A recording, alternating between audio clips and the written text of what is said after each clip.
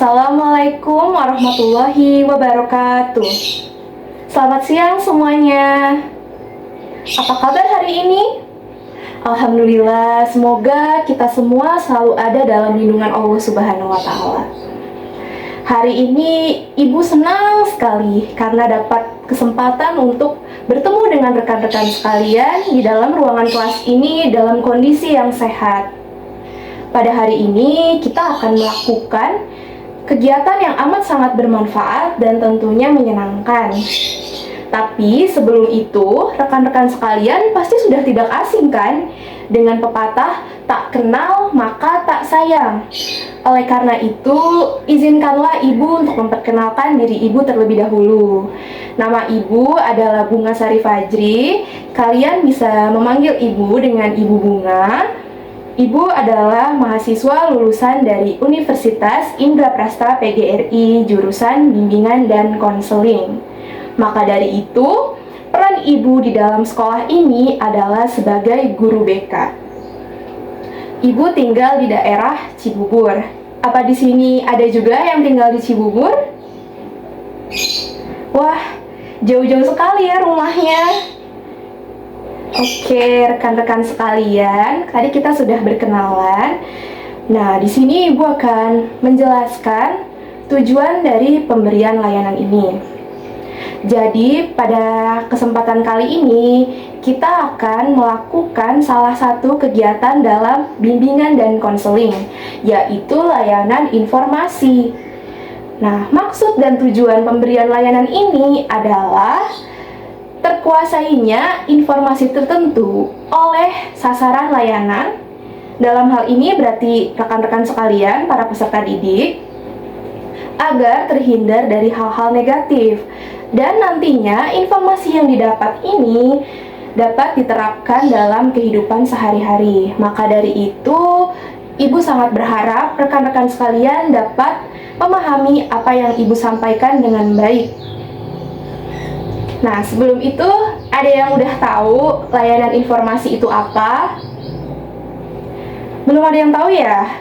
Baik, jadi layanan informasi adalah suatu kegiatan yang berfokus pada tercapainya sebuah informasi tertentu oleh sasaran layanan guna terhindar dari hal-hal yang tidak diinginkan atau negatif akibat dari ketidaktahuan atau kurangnya informasi.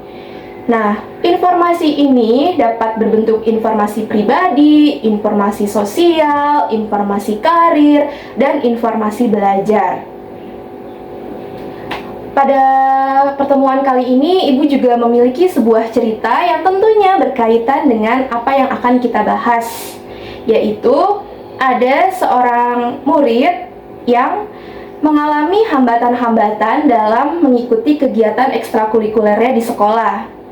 Hal ini terjadi karena ia pada saat pendaftaran kegiatan ekstrakurikuler, dia itu memilihnya secara asal. Dia hanya ikut-ikut temannya, dan itu tidak baik ya. Karena setiap orang itu pasti memiliki minat dan bakatnya masing-masing. Jadi pada saat dia melakukan ekskul tersebut, sudah mengikuti ekskul tersebut, dia merasa kesulitan.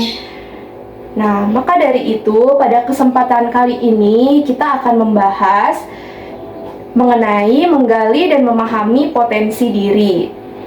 Dari cerita tadi juga dapat disimpulkan kalau dengan mengetahui potensi pribadi, seseorang akan lebih mudah untuk mengenali dirinya sendiri, meliputi potensinya, bakatnya, serta minatnya. Nah, rekan-rekan sekalian, pada saat nanti kegiatan inti berlangsung, Ibu berharap rekan-rekan sekalian memperhatikan kepatutan yang ada di dalam kegiatan ini. Di antaranya seperti harus tetap mempertahankan fokus pada apa yang ibu sampaikan, duduk dengan rapi dan tertib, dan apabila nantinya ada sesuatu hal yang mengundang gelak tawa, untuk disikapi secara wajar ya. Tidak perlu tertawa terbahak-bahak atau sampai memukul-mukul temannya, karena hal ini dapat mengganggu keberlangsungan kegiatan pembelajaran. Dan itu juga dapat mengganggu kegiatan kelas lain ya. Oke, demi keefektifan kegiatan ini, ada beberapa tata cara dan aturan yang harus kalian hadapi dan kalian jalankan. Yaitu, yang pertama, pada awal kegiatan nanti, Ibu akan memaparkan pembahasan materi hari ini. Setelah Ibu selesai memaparkan, kalian yang sekiranya ada hal-hal belum kalian pahami, diperkenankan untuk bertanya dengan cara yang pertama, mengangkat tangan terlebih dahulu, lalu mengenalkan diri kalian. Setelah itu silahkan mengajukan pertanyaannya. Setelah itu, Ibu juga akan memberikan kalian tugas individu berupa mind map, yaitu mind map Who am I? Nanti setelah kalian selesai mengerjakannya, maka dipersilahkan untuk memaparkan hasil kegiatan tersebut. Bagaimana, dapat dipahami semuanya? Alhamdulillah dapat dipahami ya.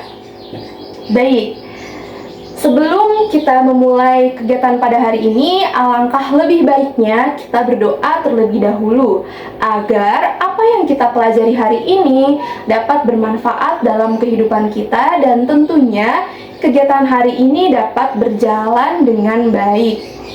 Berdoa menurut agama dan kepercayaannya masing-masing. Berdoa dimulai.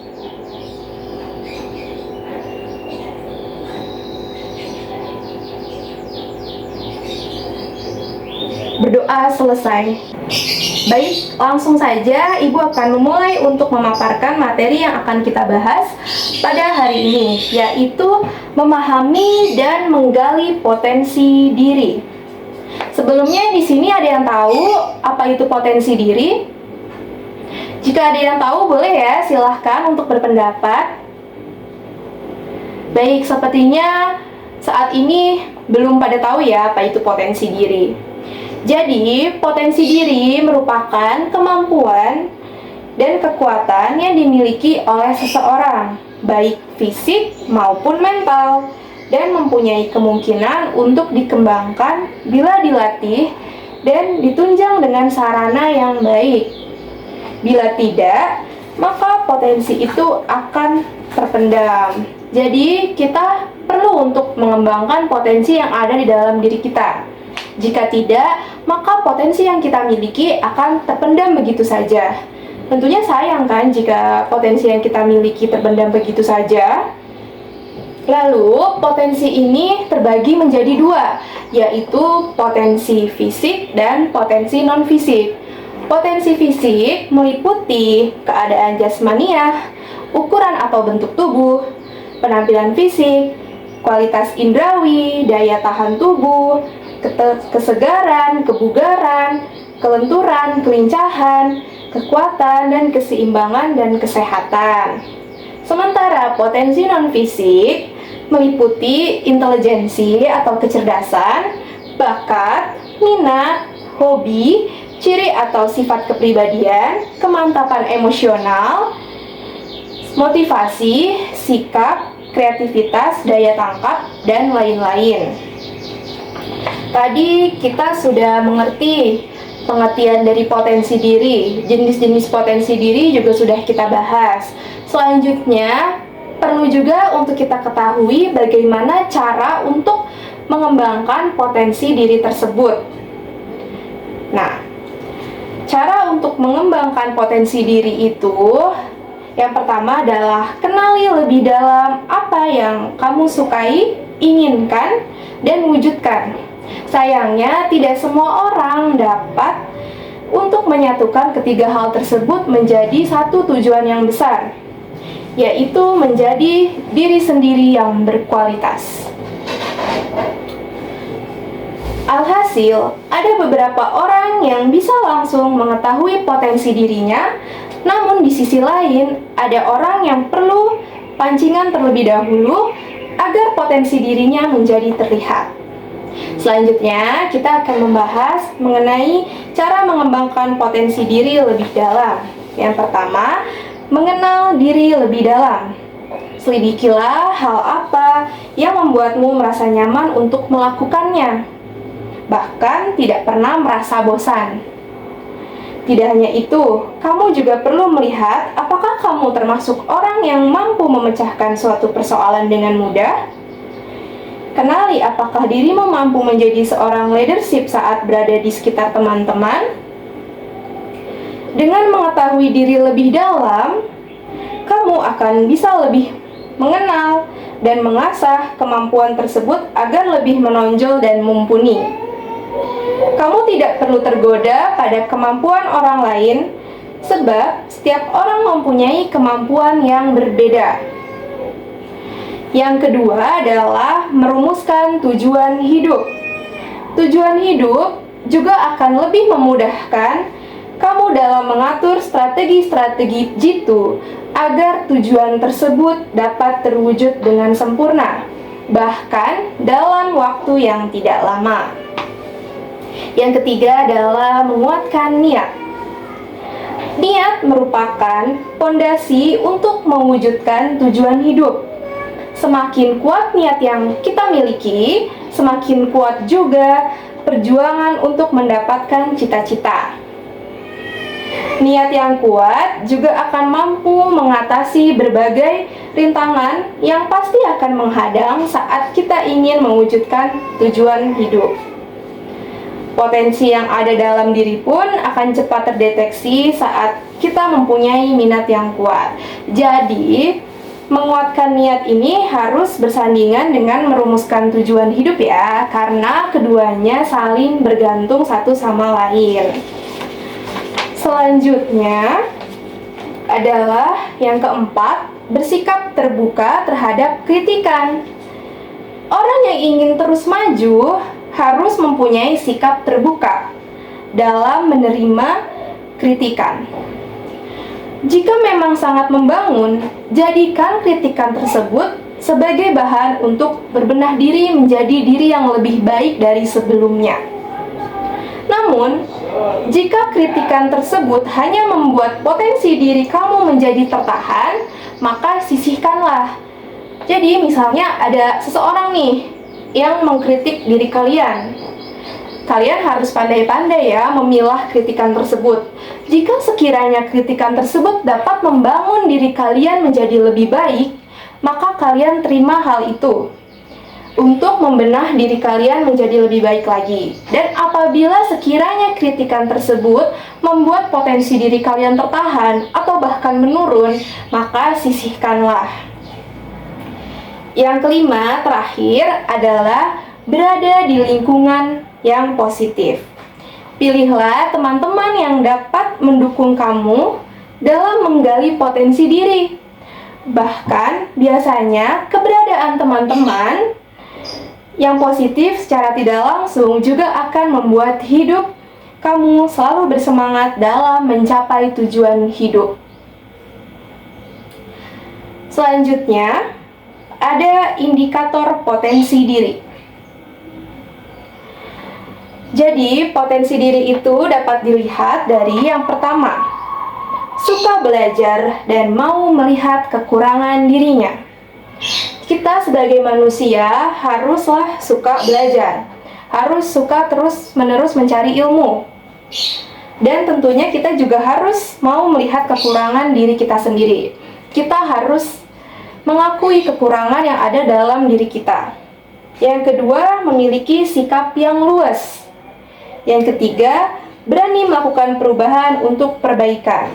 Jadi misalnya kalian dikritik, kalian juga harus mau mendengarkan kritik tersebut. Dan jika itu kritiknya baik, maka kalian harus berani melakukan perubahan demi perbaikan tersebut. Yang keempat, tidak mau menyalahkan orang lain maupun keadaan. Jadi kita tuh tidak boleh ya mengeluh tentang keadaan ataupun menyalahkan orang lain atas apa yang terjadi terhadap diri kita sendiri. Yang kelima, memiliki sikap yang tulus, bukan kelicikan. Tentunya dalam mengasah potensi atau dalam mengembangkan diri, kita pasti memiliki yang namanya teman dan saingan. Kita harus memiliki sikap yang tulus kepada kedua ini, kepada saingan maupun kepada teman. Dan tentunya kepada saingan, kita tidak boleh juga melakukan kelicikan. Kita harus bersaing secara sehat. Dan yang keenam, memiliki rasa tanggung jawab. Kita harus memiliki rasa tanggung jawab terhadap diri kita sendiri dan terhadap apa yang kita pilih. Menerima kritik saran dari luar, seperti yang tadi sebelumnya sudah dijelaskan ya. Yang terakhir, berjiwa optimis dan tidak mudah putus asa. Misalnya, dalam mengembangkan potensi tersebut, kita menghadapi beberapa keadaan di mana kita gagal dalam mencapai tujuan hidup kita.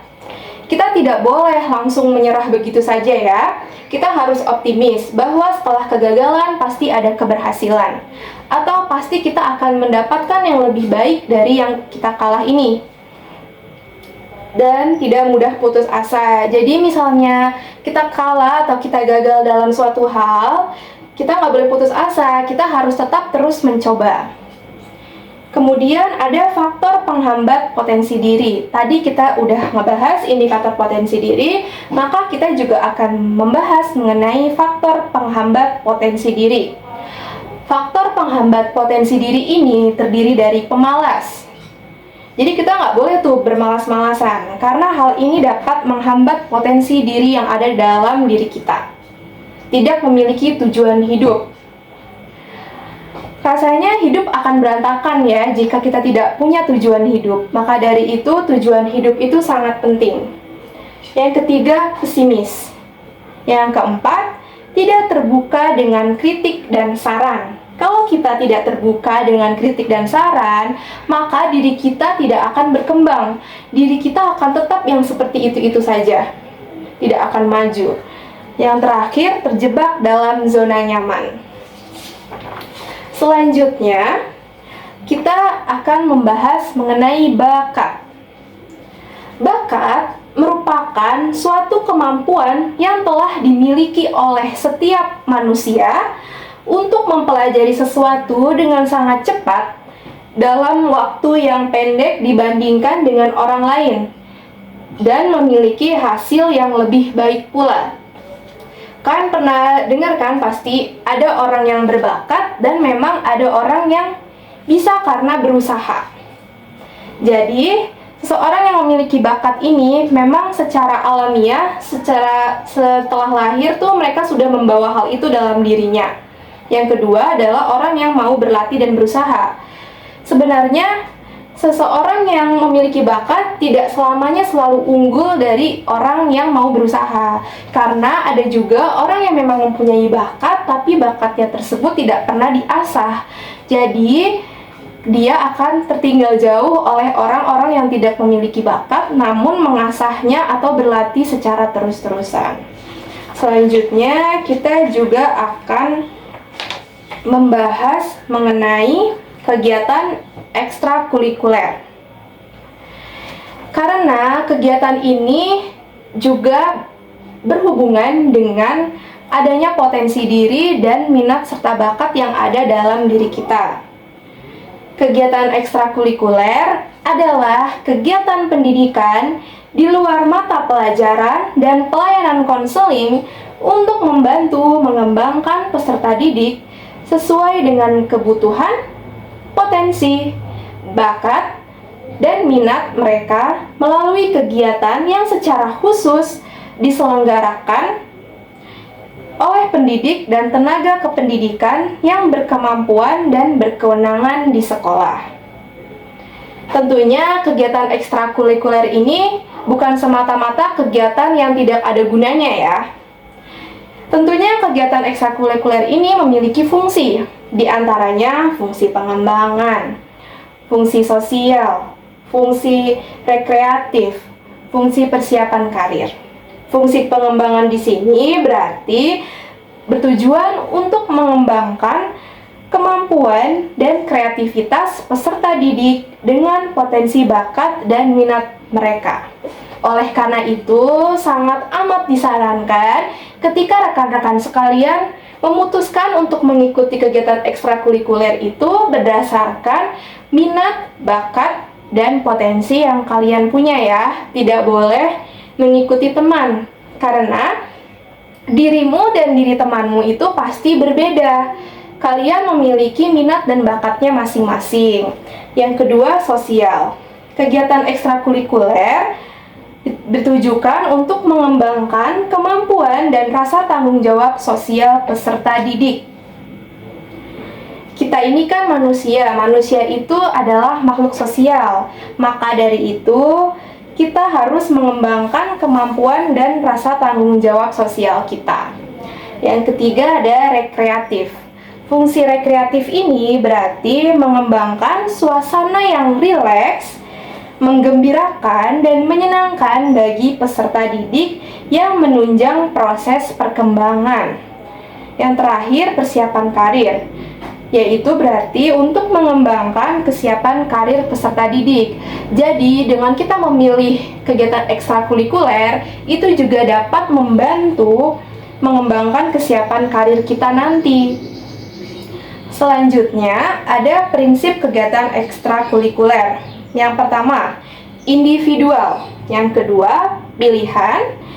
Yang ketiga, keterlibatan aktif. Yang keempat, menyenangkan. Dan yang kelima, etos kerja. Maksud dari individual ini, kegiatan ekstrakurikuler sesuai dengan potensi, bakat, minat masing-masing peserta didik.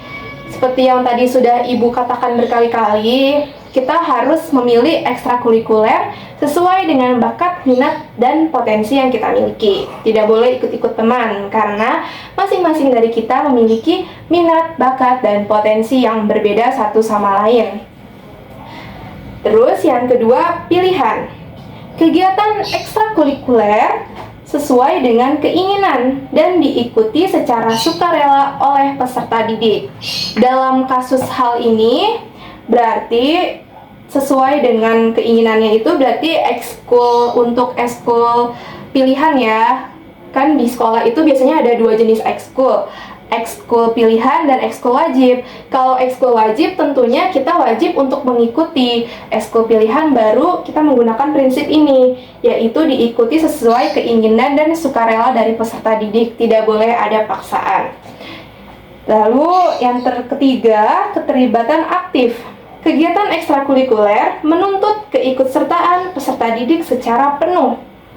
Jadi, ketika kita sudah memutuskan untuk mengikuti salah satu kegiatan ekstrakurikuler, kita harus mengikutinya secara penuh dengan tanggung jawab.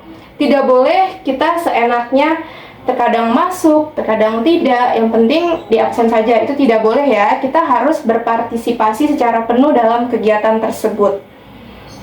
Yang keempat, menyenangkan. Kegiatan ekstrakurikuler dalam suasana yang disukai dan menggembirakan peserta didik. Jadi, kegiatan ekstrakurikuler ini sangat disarankan untuk dapat menyenangkan dan menggembirakan peserta didik ya. Tidak boleh ada tekanan di dalamnya. Lalu yang kelima, ada etos kerja, yaitu kegiatan ekstrakurikuler yang membangun semangat peserta didik untuk bekerja dengan baik dan berhasil. Misalnya, kita mengikuti kegiatan ekstrakurikuler pramuka. Di situ, kita dilatih untuk membangun semangat dan bekerja dengan baik sehingga nantinya kita berhasil. Lalu yang selanjutnya ada beberapa contoh kegiatan ekstrakurikuler yang biasanya dilaksanakan oleh sekolah-sekolah, yaitu pramuka. Pasti kalian dari SD sudah ikut pramuka kan ya?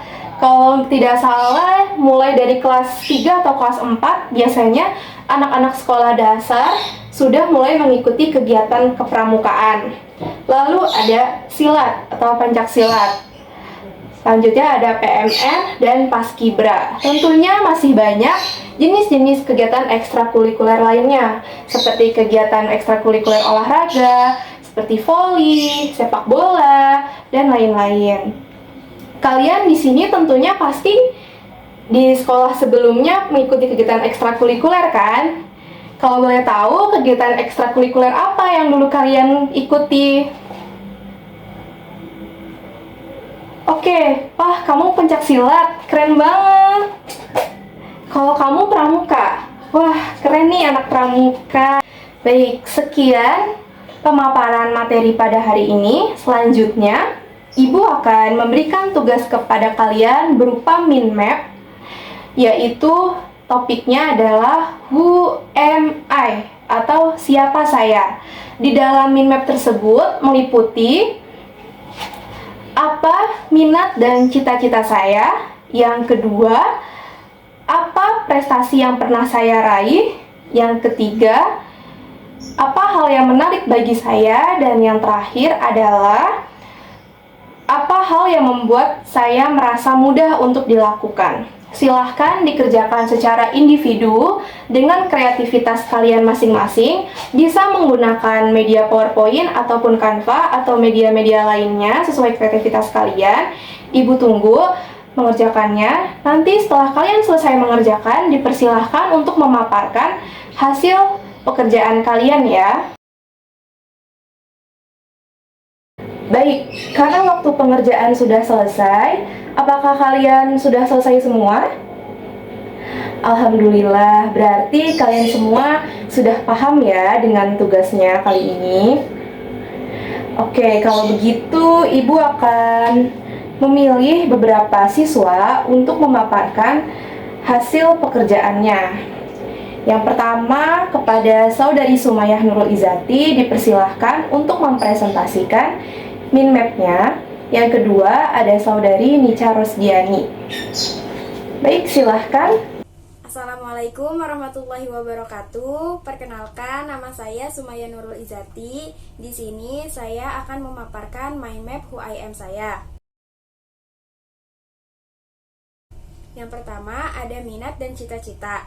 Saya memiliki minat dalam bidang kesehatan dan juga bercita-cita untuk menjadi seorang dokter gigi.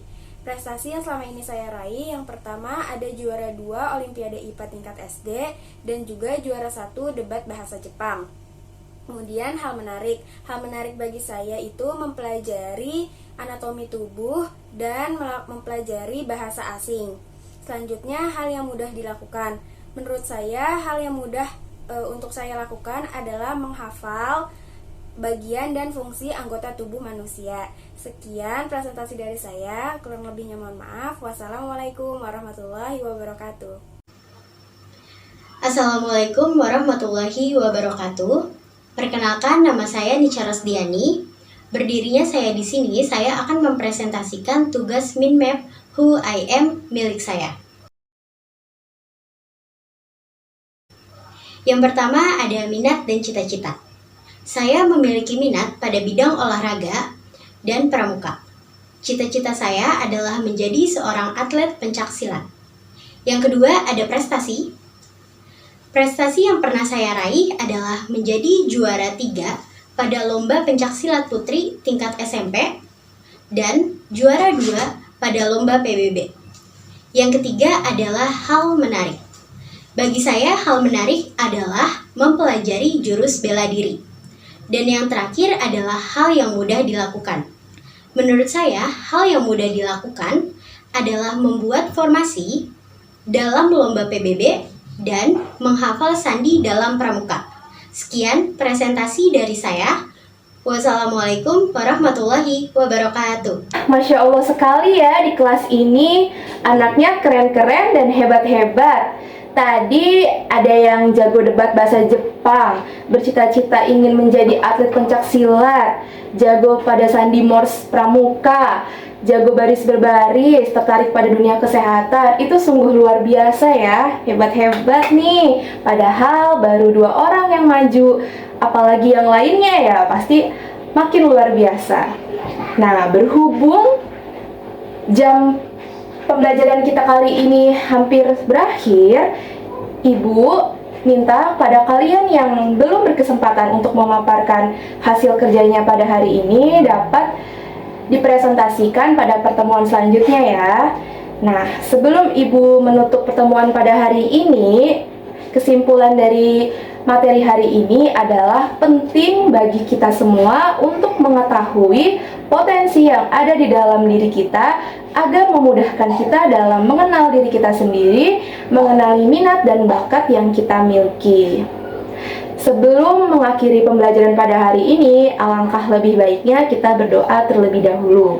Berdoa menurut kepercayaannya masing-masing. Berdoa dimulai.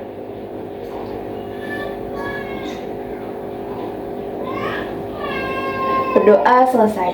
Wabillahi taufik wal hidayah. Wassalamualaikum warahmatullahi wabarakatuh. Sampai jumpa minggu depan ya.